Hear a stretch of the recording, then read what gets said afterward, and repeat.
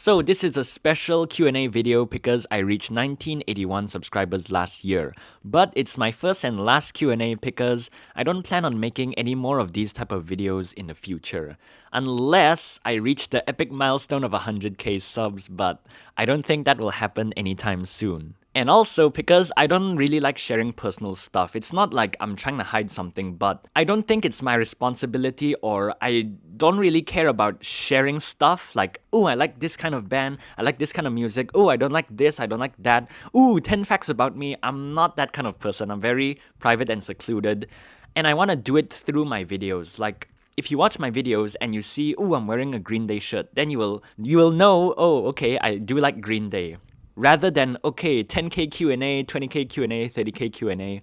If you watch my videos and you see the subtle things that I do that imply that I like this kind of music, I like this kind of games or whatever, then it's more fun like that. You get to uncover little secrets and facts about me rather than revealing it all in a Q&A just because someone asked for it, just because of a milestone. It's more fun like this. And the reason this video took 3 months was because I was contemplating whether or not should I do this or not. I was 50-50 for a long time because I was thinking, does the audience really care about me as a creator, or do they just want to watch Metallica videos?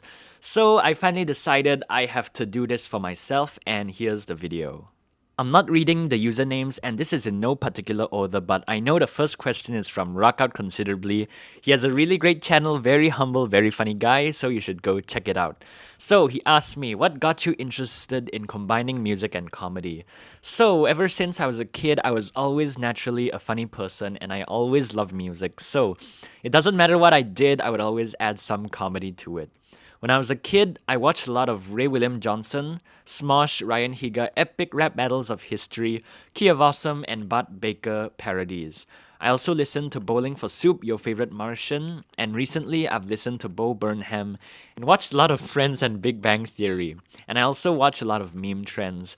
So all of those things combined, and my personality, my sense of humor, all of those combine into what you see today. So the next question is, what is your opinion about pineapples on pizza? So I've always loved pineapples on pizza ever since I had pizza. So I'm not really sure why, like, since a few years ago, people kept saying how bad it was, the taste was, and I saw all these memes about pineapples on pizza, which kind of like shocked me because I thought like the majority of people actually liked it, but it turns out they don't. So the next question, I know it's from Metal Page, and he asked me, who made the best riffs, James Hetfield or Dave Mustaine? So, since I listen to Metallica more, of course the obvious answer, I prefer James Hetfield because his riffs are so much more memorable, catchy, and easy. Next one, what's your favorite guitar brand excluding ESP?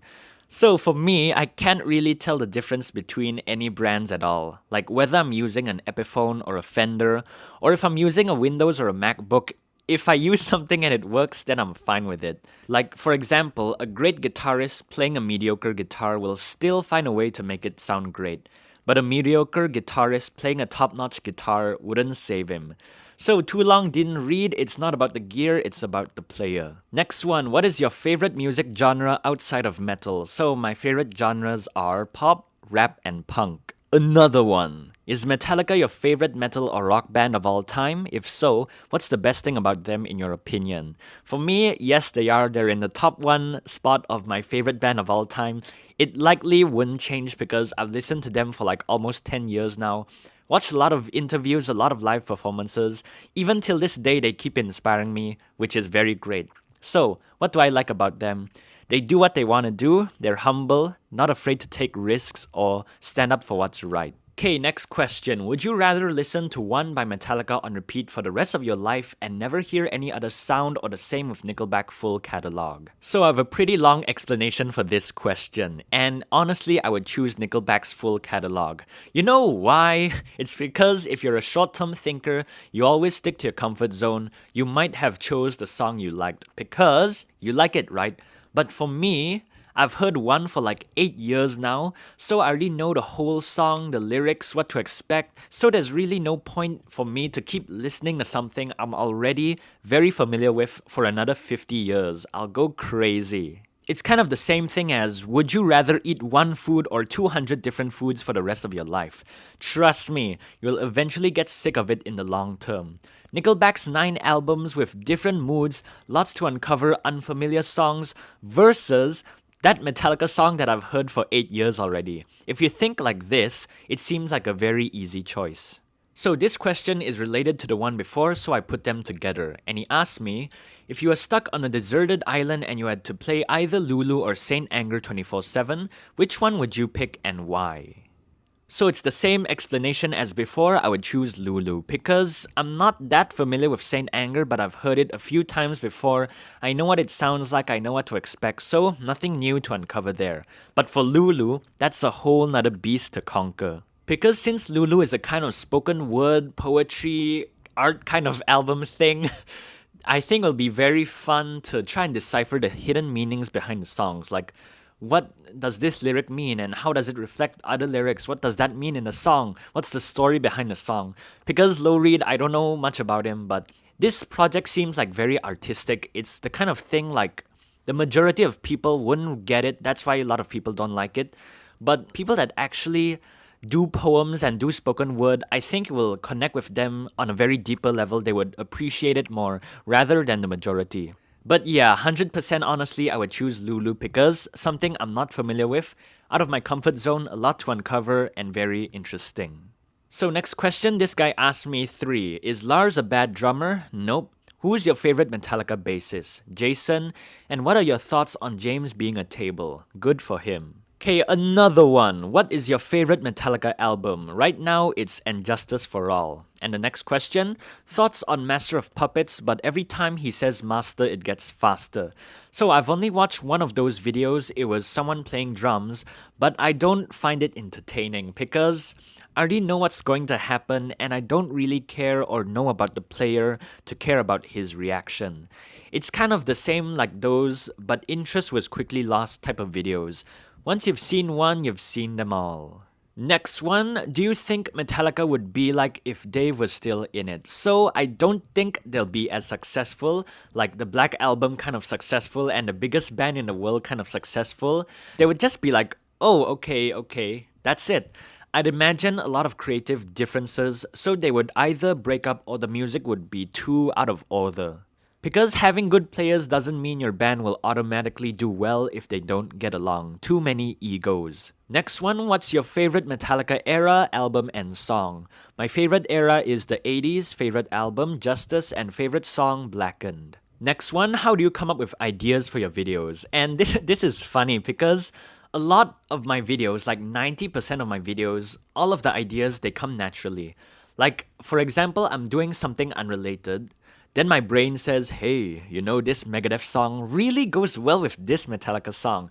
Then I'm like, oh, okay, then I make a video, then that's it. Ever since I started this channel, I didn't do a deep dive of deep listening into Metallica songs or watching interviews. I don't go like, okay, this song sounds like this song, okay, this interview works good in this scenario. I didn't do that. I barely listen to Metallica, honestly.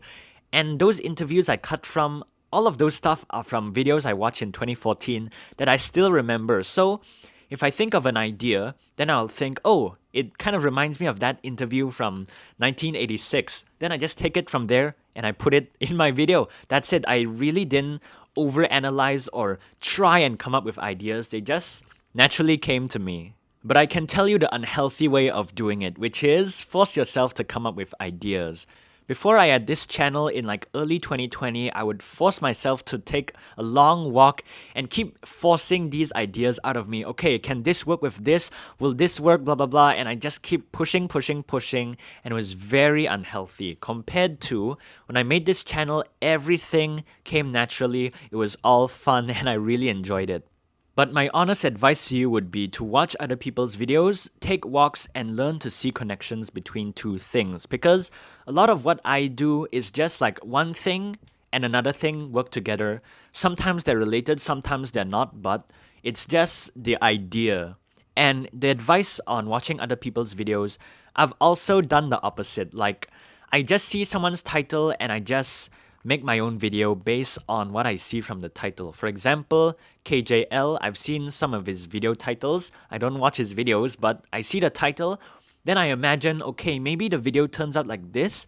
Maybe this is what happens, I don't know, but I'm gonna make my own video based on what I see, and that's what I've been doing most of the time. But of course, I also watch other people. It's good to see what people are doing, and if I get the idea, then I'm done with it. But it was never like, okay, watch people, see what they do, then intentionally make my video different. That will make me stand out. Because everything I've ever done was based on inspiration from other people, reading comments, seeing what they do, and just doing things my own way. That's the takeaway. Do things your own way. Don't try and copy anyone else. Do things your own style. Next question, how do you make the AI videos? Okay, first step, you go to the AI website. After that, find the James Hetfield AI. After that, type something funny. After that, use a recording software. After that, upload. After that, stonks.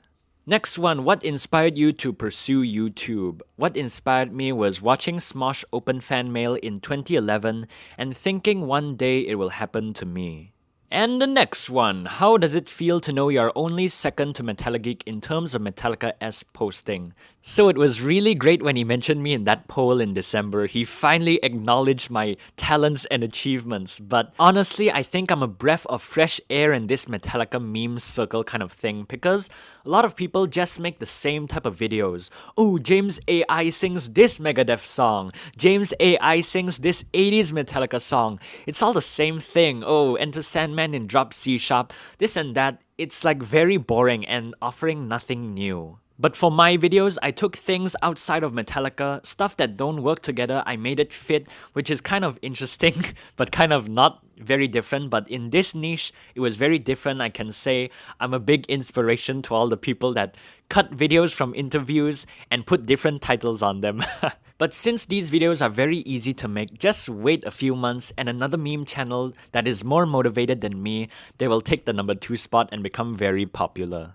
But it's been a good ride to be acknowledged as number 2 behind Andre. Next question is from, I believe, Nirvana Fan 666, and he asked me, do you have any music projects? And yes, I do, but I don't share it because it's unrelated to Metallica. So imagine if you wanted to buy a car, but I kept trying to sell you and promote a flower pot to you, which is not a good thing to do, not the right audience. Because in my music, I like to switch things up and be different and try a lot of different genres and topics. So that would be kryptonite to Metallica fans anyway. But I've slipped my songs in a few of my videos, but I'm still not sure if I should share it or not. And the next one, did you know in advance or have the means to attend any of the recent concerts? So I had 2 glimmer of opportunities to go to a Metallica concert in 2013 and 2017, but it never happened. But I'm perfectly fine with watching concerts on YouTube rather than going to the actual concert, but I would like to go at least once before I die. The next question is best and favorite Metallica album. So it's hard for me to say the best because every album has something I don't like. There are only 2 levels of Metallica albums for me. The first one, the albums I like. The second, the albums that I don't like. There's no third level. But the albums I really prefer are Load, Master of Puppets, and Injustice for All. Next one, what's your third least favorite color? It's probably orange. Next question, top 5 Metallica songs. So in no particular order, 1, Battery, The Shortest Straw, Hardwired, and Blackened. So opinion on Saint Anger. Since day 1, I've never had any issues with the snare or production or lack of guitar solos. But I think the songs were dragged too much in terms of length. Next question, musicians you like that are really out there compared to Metallica. By that he means very different. So looking at my wall, I have My Chemical Romance, 21 Pilots, Papa Roach, Red Hot Chili Peppers, Weezer, Arctic Monkeys, The Jonas Brothers, Blink-182, Avenged Sevenfold, The Killers, Rage Against the Machine, and I also like Taylor Swift, Drake, Blackpink, Studio Ghibli music. I basically like anything except black metal. But the weirdest music I've heard is Radiohead, Will Wood, and everything that's jazz. Next one, Black Album or Injustice for All. So my answer between 2013 and 2020 would have been the Black Album, but ever since 2021, it's Justice. Another one, favorite song from Saint Anger. For me, it's the 4-minute version of Some Kind of Monster because I've watched that video a lot of times and I really love it. And the last question, what made you start this channel? But this is a special question, I'm gonna leave it for another video. I'm going to explain why I started this channel, what are my goals, what's gonna happen in the future, and all of that in the next video.